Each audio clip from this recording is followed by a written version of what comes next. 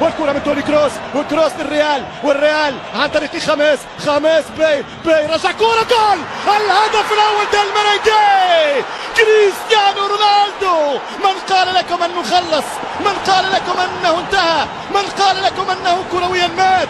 هذه هي هدية الدول للمشككين، وهذه فرحة أولى للملاكين. 1-0 كرة ولا أروع، خرجت من بنزيما يحتاج الريال. هنا قوة بنزيما يجي من الخلف يحل اللعب. الألماني حل الفرجة والكرة والشو، وصل كرة خميس قال له تصرف يا التي جي في قال له الأعمال عليك، اضربوا الكرة فيك يا بوركي.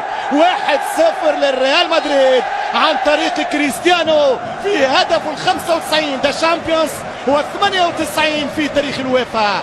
قلت مستبعد انه يسجل هاتريك اليوم ويوصل المئوية اليوم، لكن هذا مجنون، رونالدو مجنون. هل اعتذرت يا زيدان او هو قال لك وهمس سامحني يا كوتش؟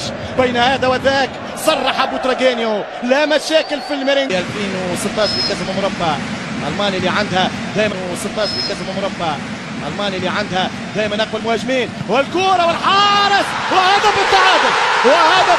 لبروسيا هدية مدريدية من الريال. اولها خطأ من راموس، والثانية ارتباك من فاران، والثالثها سوء تصدي وتقدير من الحارس كيلر نافاس.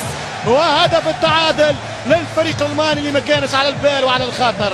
هدف التعادل الكبير الالماني. بوروسيا يسجل هدف في خواتيم الشوط الاول ويقلب المباراة على الميرينغي. هدف شرعي صحيح، هدف سليم. شوف الارتباك، مش ممكن كيلور، مش ممكن فاران، والكرة دخلت. ممكن اوباميانغ هو من امنها. اوباميانغ هو من يفتتح شريط الاهداف في هذه المباراة للفريق الالماني بوروسيا دورتموند. نعم، في راي الكرة ما زالت ما دخلتش من تسديدة جيريرو.